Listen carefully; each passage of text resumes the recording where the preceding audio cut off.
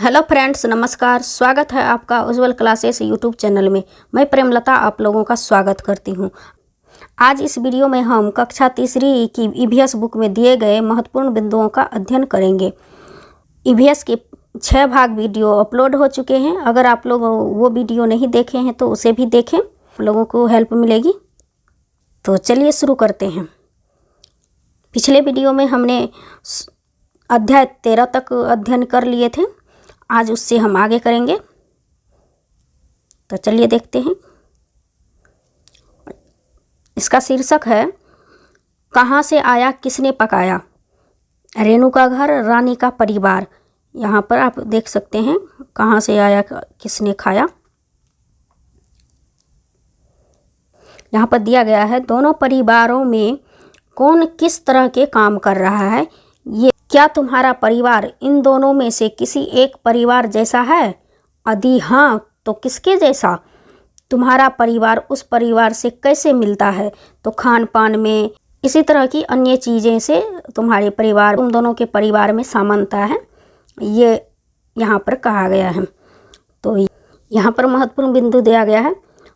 रूढ़िबद्ध धारणाओं जैसे लड़का लड़की में भेदभाव, जेंडर विषमता पर चर्चा संवेदनशील से होनी चाहिए ताकि बच्चे उन पर सवाल तो कर सके और किसी भी भावनाओं को ठेस भी ना पहुंच सके। तो इस बात का ध्यान रखेंगे। जेंडर, जैसे कि आप इसका एग्जाम्पल ले सकते हैं कि लड़कियां मैथ में कमज़ोर होती हैं, लड़के मैथ में तेज होते हैं। इस तरह की भावनाएं रूढ़िबद्ध जेंडर विषमता को दर्शाते हैं। तो इस पॉइंट को भी ध्यान रखेंगे। बढ़ते हैं दूसरे महत्वपूर्ण पॉइंट की तरफ। अपने परिवार के बारे में बताओ। क्या तुम्हारे घर में सब एक साथ खाना खाते हैं? यदि नहीं तो क्यों? तो इसका अगर खाना नहीं खाते हैं तो उसका कारण बताओ। क्या कारण हो सकते हैं एक साथ खाना नहीं खाते हैं?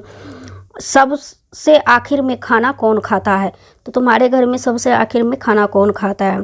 खाना बनाने में कौन मदद नहीं करता है और क्यों? तो इस तुम्हारे घर में और तुम्हारे एक दोस्त के घर में तालिका में दिए गए काम कौन करता है? पता लगाओ और लिखो। कुछ और काम तालिका में जोड़ो, मतलब कुछ अपने तरफ से भी जोड़ो। तो यहाँ पर दिया गया है काम, खाना बनाना कौन करता है? तुम्हारे घर और तुम्हारे दोस्त का घर। यहाँ पर खाना बनाना, बाज़ार से सामान खरीदना, झाड़ू लगाना, बर्तन साफ करना, पानी भरना, और यहाँ 3 बच्चे को करना है। और यहाँ पर दिया गया है घर में ज़्यादा काम कौन करता है? तो जो खाया कहाँ से आया। नीचे कुछ खाने पीने की चीज़ों के नाम लिखे हैं। जो चीज़ें हम पेड़ पौधों से लेते हैं उन पर हरे रंग से गोला लगाओ। जो चीज़ें हमें जानवरों से मिलती है उन पर लाल रंग से गोला लगाओ। खाली जगह में कुछ नाम तुम भी जोड़ो, मतलब कुछ तुम भी अपने तरफ से जोड़ो। तो यहाँ पर दे दिया गया है शहद, हल्दी, मछली। तो इस तरह से यहाँ तक दे दिया गया है। जब तुम बीमार होते हो तो क्या पेड़ पौधों से मिलने वाली चीज़ों को दवाई के रूप में लेते हो? कब और कब कौन सी चीज़ें लेते हो? चोट लगने पे, पेट में दर्द होने पर। यहाँ पर दिया गया है महत्वपूर्ण बिंदु। बच्चों के परिवेश में दवाई के रूप में प्रयोग किए जाने वाली पेड़ पौधों की पहचान, उनका उपयोग पारंपरिक ज्ञान की परख और समझ का मौका देगा। तो जो पेड़ पौधे की हम, जैसे तुलसी हो गया, नीम हो गया, ये सब जो है हम दवाई के रूप में कहीं ना कहीं प्रयोग करते हैं। तो बच्चे को ये सब जानकारी देनी चाहिए कि कौन सी चोट लगने पे काम करते हैं, पेट दर्द में होने पर काम करते हैं। तो ये सब तरह की बातें बच्चे को बताने हैं। चलिए दूसरे पॉइंट की तरफ। यहाँ पर हर चीज़ के लिए सही टोकरी चुनो, लाइन बनाकर मिलान करो। तो मिलान करने के लिए दिया गया है, यहाँ पर फूल दे दिया गया है, इस टोकरी में पत्ते दे दिया गया है, और यहाँ पर फल दे दिया गया है। पौधे का कोई हिस्सा यहाँ पर दे दिया गया है। तो इसे जो है मिलान करनी है। तो आप यहाँ पर देख सकते हैं, यहाँ पर कुछ महत्वपूर्ण बिंदु दिया गया है। इस अभ्यास में कुछ पौधों के ऐसे भाग दिए गए हैं जो कि हमारे भोजन का हिस्सा है। बातचीत के द्वारा इस सूची को बढ़ाया जा सकता है, तो इसको ध्यान रखेंगे। अध्याय 15 आज शीर्षक है आओ बर्तन बनाएं। एक कहानी दी गई है जिसके माध्यम से आओ बर्तन बनाएं। आप देख रहे हैं यहाँ पर बर्तन बना रहे हैं।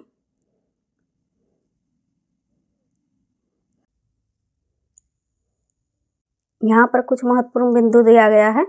इस कहानी पर नाटक करने में बच्चों को बहुत मज़ा आएगा। ये जो यहाँ पे कहानी दी गई है उस पर नाटक करने में बच्चे को मज़ा आएगा और क्रियाओं का कर्म समझने में भी सहायता मिलेगी। बच्चों को अपने सृजनात्मक विचारों को बताने का पूरे मौका दें। इस पॉइंट को आप लोग ध्यान रखेंगे क्योंकि ये पॉइंट पूछे जाते हैं। उनके विचारों को, उनके अपनी अभिव्यक्ति को हमें बताने का मौका देना है। स्वयं क्रियाकलाप करने के लिए प्रेरित करें। बच्चे को स्वयं से करने के लिए, काम करने के लिए, चाहे कोई भी छोटी मोटी हो, उसे प्रेरित करें। यहाँ पर ये बात कही गई है, इसे ध्यान रखेंगे। यहाँ पर दिया गया है मिट्टी का लड्डू से टोकरी बनाने के लिए चिकनी मिट्टी को गूंथ कर एक बड़ा लड्डू बनाओ। तो चिकनी मिट्टी को गूंथ कर एक बड़ा लड्डू बनाओ। इस लड्डू में गड्ढा खोद कर उसे टोकरी जैसा रूप दो। इस गोले को जो है, जैसे यहाँ पर दिखाया गया है चित्र में, पहले गोला बनाया है, उसके बाद यहाँ पर टोकरी जैसा रूप दे रहे हैं।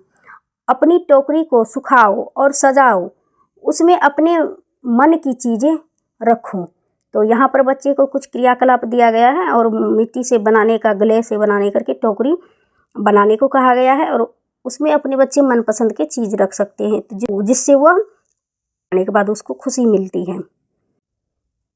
अब यहाँ पर दिया गया है मिट्टी का सांप, मिट्टी का बर्तन।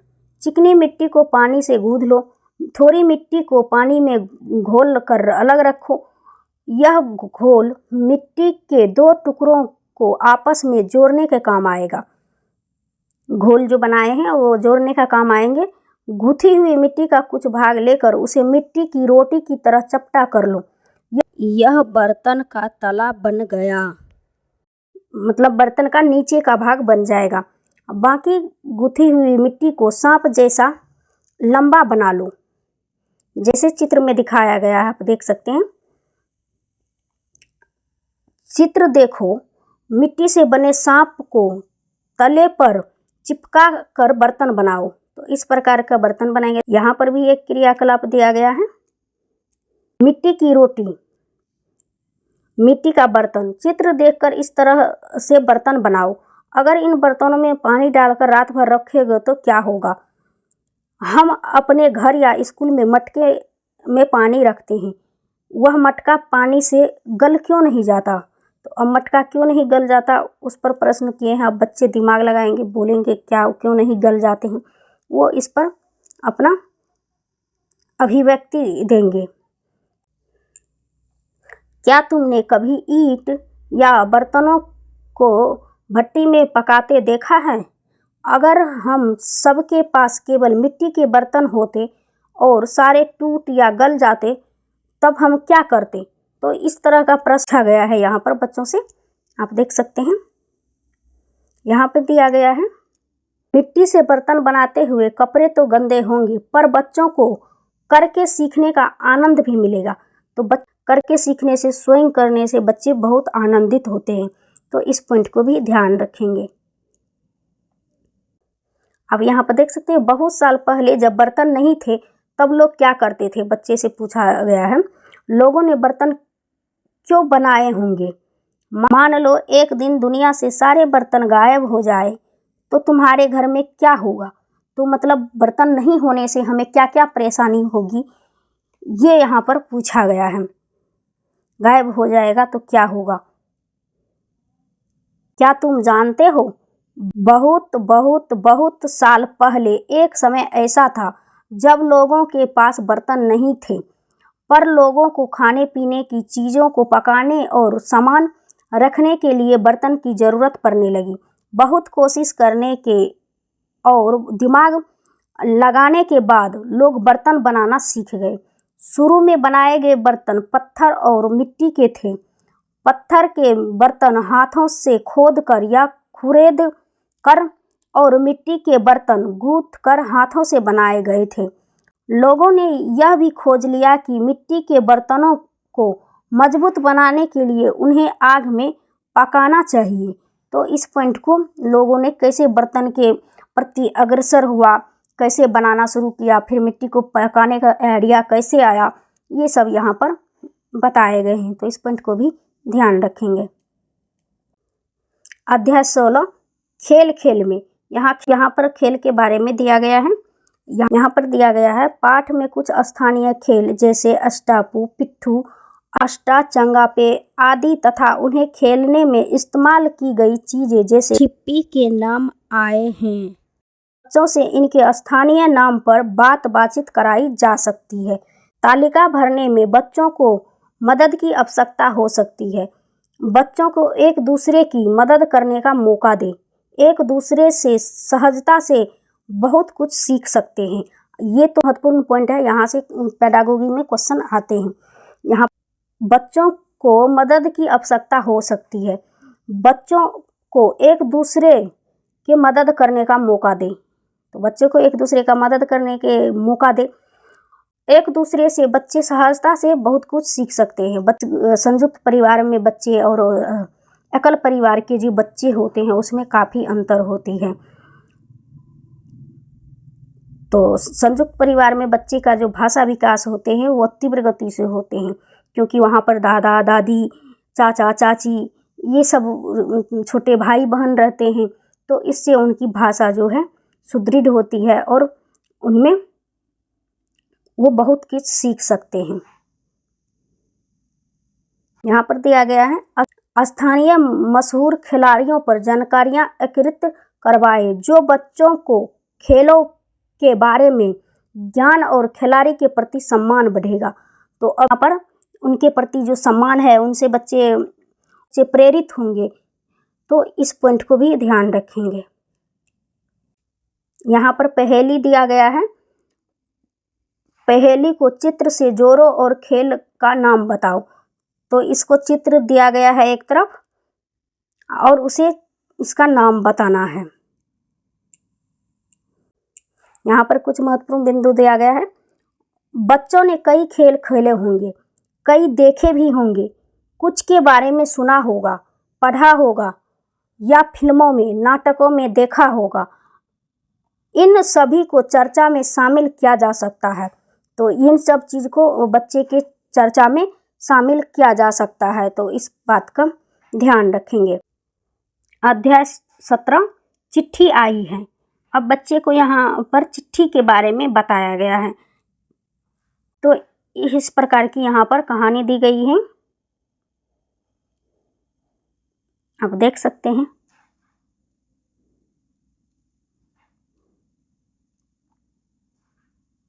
यहाँ पर कुछ महत्वपूर्ण बिंदु दिया गया है। कक्षा में ही मित्र को चिट्ठी लिखकर कुछ बताने में बच्चों को मजा आएगा तथा यह उन्हें पत्र लेखन के लिए भी प्रोत्साहित करेगा। देखकर बच्चे बेहतर ढंग से समझ पाएंगे। पेज 110 पर दिए गए चित्र में महिला को डाक घर में कार्य करते दिखाया गया है। लिंग भेद के ऊपर खुलकर चर्चा करवाएं।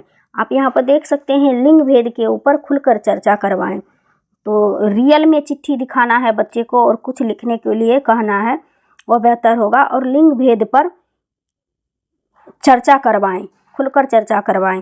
तो इस पॉइंट को भी ध्यान रखेंगे। यहाँ पर कुछ महत्वपूर्ण बिंदु दिया गया है। पुराने ज़माने में चिट्ठियाँ कैसे पहुँचती थी? पुराने ज़माने में चिट्ठियाँ कैसे पहुँचती थी?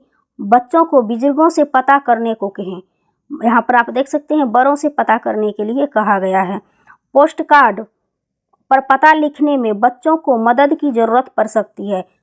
पोस्ट कार्ड पर जो है पता लिखते हैं तो जब बच्चे को बड़ों की मदद पड़ सकती है। पुराने ज़माने के बारे में पता करने का एक महत्वपूर्ण स्रोत बुजुर्ग हैं। आप यहाँ पर देख सकते हैं बुजुर्ग हैं। यह समझने से बच्चे बुजुर्गों से बात करने के लिए प्रेरित होंगे। यह समझने के लिए जो है बुजुर्गों से बड़े से बात करने के लिए प्रेरित होंगे बच्चे। तो इस पॉइंट को भी ध्यान रखेंगे। यहाँ पर दो लड़कियां हैं, आपस में बातचीत कर रही हैं, आप देख सकते हैं। यहाँ पर दिया गया है जेंडर भेद पर बातचीत करवाएं तथा उनसे जुड़े मुद्दों पर चर्चा करें, जैसे टेक्नोलॉजी, विभिन्न व्यवसाय से जुड़े जेंडर विभेद।